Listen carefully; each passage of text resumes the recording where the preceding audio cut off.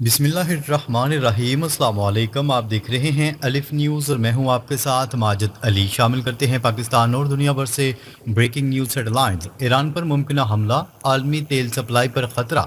तजियाकारों और मौजूदा सूरत हाल के मुताबिक मशरिक़ वस्ती में एक बड़ी लड़ाई का ख़तरा तेज़ी से बढ़ रहा है। अगर अमेरिका और इसराइल ईरान की तेल तनसीबात पर हमला करते हैं तो ईरान भी जवाबी कार्रवाई में खलीज के दूसरे ममालिक की तेल और गैस की तनसीबात को निशाना बना सकते हैं। इस सूरत हाल में दुनिया की तकरीबन 40% या इससे ज़्यादा तेल सप्लाई बराह रास्त मुतासर हो सकती है।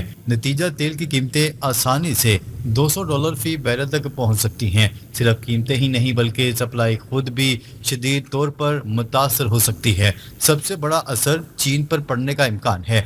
चीन सस्ता तेल दरामद करके अपनी पैदावार जारी रख रहा है। अगर ये सप्लाई रुक जाती है तो चीन की सनत मुतासर होगी और इसका असर पूरी दुनिया की मैशत पर पड़ेगा। यूरोप, ऑस्ट्रेलिया, भारत और दीगर ममालिक में तवानाई की शदीद किल्लत, महंगाई, शिपिंग में रुकावट और फ़ज़ाई परवाज़ों में कमी देखने को मिल सकती है। रेड सी और दीगर आबी रास्ते पहले ही तनाव का शिकार हैं। मज़ीद बंदिश से आलमी तजारत शदीद मुतासर हो सकती है।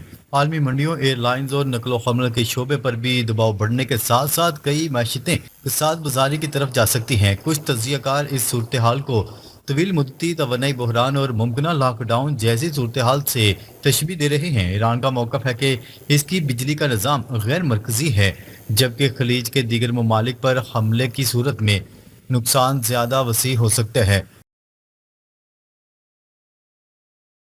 बढ़ते हैं अगली खबर की जानिब। सऊदी वलीअहद का डोनाल्ड ट्रंप से राब्ता, ईरान पर मुमकिन बड़े हमलों के अमरीकी मंसूबे पर इजहार तशवीश। सऊदी वलीअहद शहजादा मोहम्मद बिन सलमान ने अमरीकी सदर डोनाल्ड ट्रंप से टेलीफोनिक राब्ते में ईरान पर अमरीका की जानिब से बड़े हमलों के मंसूबे पर तशवीश का इजहार किया है।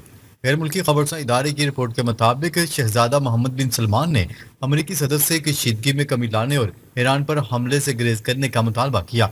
अमरीकी मीडिया ने बताया है कि सऊदी क़यादत को ईरान पर मुमकिन अमरीकी हमले के नताइज पर तशवीश थी।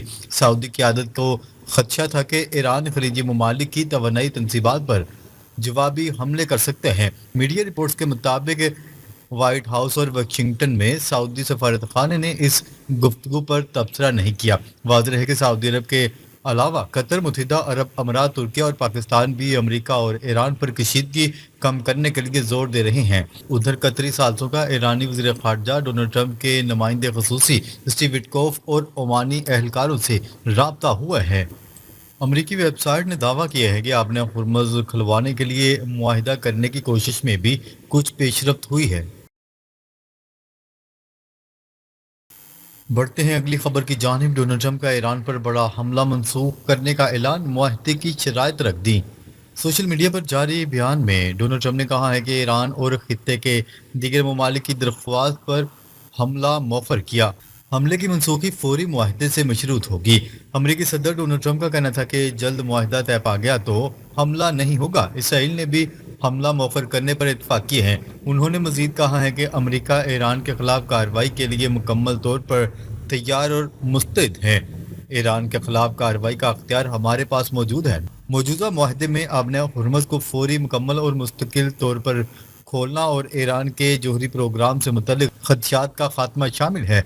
इससे कबल अमरीकी सदर डोनाल्ड ट्रंप ने एक बार फिर ईरान पर हमलों का ऐलान करते हुए कहा था कि ईरान ने उर्दन पर हमले के जवाब में शदीद हमला करेंगे। ईरान के हामी जंगजुओं के खिलाफ भी कार्रवाइयों का जायजा ले रहे हैं। काबीना इजलास के दौरान अमरीकी सदर डोनाल्ड ट्रंप का कहना था कि ईरान को शदीद नुकसान पहुंचाया गया है और इसकी दफाई सलाहियत को बड़ा धचका लगा है। ताहम इनके पास अब भी कुछ ड्रोन और मिसाइलों की सलाहियत मौजूद है। उनका कहना था कि ईरान के खिलाफ कार्रवाइयाँ कामयाबी से जारी हैं और इस तनाज़े में अमरीका को बढ़तरी हासिल है। उनका मजीद कहना था कि ईरान की मिसाइल बनाने की सलाहियत तकरीबन ख़त्म हो चुकी है, जबकि ड्रोन सलाहियत भी बहुत कम रह गई है। ईरान के पास चंद माह पहले के मुकाबले में बहुत कम मिसाइल मौजूद हैं। ईरान के 159 जहाज समंदर की तह में हैं, जबकि तकरीबन 200 से ज़ायद तबाह हो चुके हैं।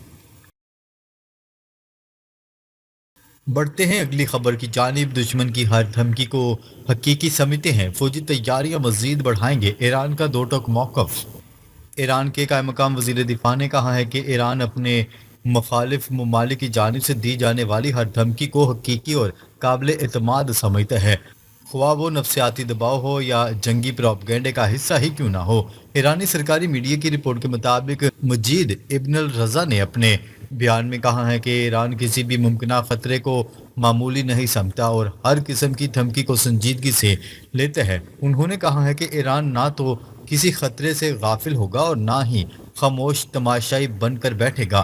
ان کے مطابق ملک کی مسلح افواج ہر ممکن صورتحال سے نمٹنے کے لیے مکمل طور پر تیاری رکھتی ہے۔ قائم مقام وزیر دفاع نے مزید کہا کہ ایران ہر دھمکی کو اپنی دفاعی صلاحیتوں کو مزید مضبوط بنانے، فوجی تیاری بڑھانے، دفاعی حکمت عملی بہتر بنانے اور دشمن کے خلاف مؤثر بازدار قوت قائم رکھنے کے لیے استعمال کرے گا۔ انہوں نے اس بات پر بھی زور دیا کہ ایران اپنی فوجی صلاحیتوں میں مسلسل اضافہ جاری رکھے گا تاکہ کسی بھی بیرونی جارحیت یا ممکنہ حملے کا بھرپور جواب دیا جا سکے۔ یہ بیان ایسے وقت پر سامنے آیا جب مشرق وسطی میں کشیدگی برقرار ہے اور ایران، امریکہ اور اس کے اتحادیوں کے درمیان بیانات اور فوجی سرگرمیوں میں اضافہ دیکھا جا رہا ہے۔ خبر کے اگلے حصے میں بات کرتے ہیں۔ ایرانی وزیر خارجہ عباس اراغچی کا کہنا ہے کہ امریکہ کسی بھی ایڈونچر سے باز رہے مہم جوئی پر سخت رد عمل دیا جائے گا۔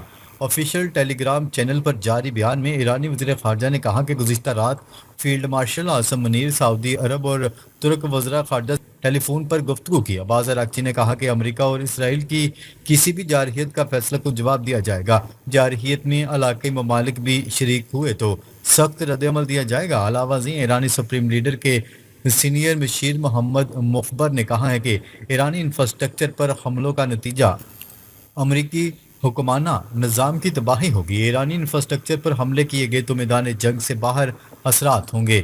محمد مخبر نے کہا ہے کہ مغربی طاقتوں کی جانب سے 250 سال میں بنایا گیا گلوبل آرڈر تباہ کر دیا جائے گا۔ نظام کے ستون ٹوٹیں گے تو کمانڈ سینٹر بچے گا، نہ لوٹ کے لیے مارکیٹ بچے گی۔ ادھر ایک سینئر ایرانی سیکیورٹی عہدیدار نے خبردار کیا ہے کہ اگر امریکہ یا اسرائیل نے ایرانی انفراسٹرکچر کو نشانہ بنایا تو ایران نے وسیع پیمانے پر جوابی کارروائی کے منصوبے تیار کر رکھے ہیں۔ ایرانی خبرساں ایجنسی وانا کی رپورٹ کے مطابق عہدیدار نے امریکی میڈیا میں ممکنہ حملوں سے متعلق رپورٹس کو پاگل پن قرار دیتے ہوئے کہا کہ ایران ہر صورتحال کے لیے تیار ہے۔ خبر کے اگلے حصے میں بات کرتے ہیں۔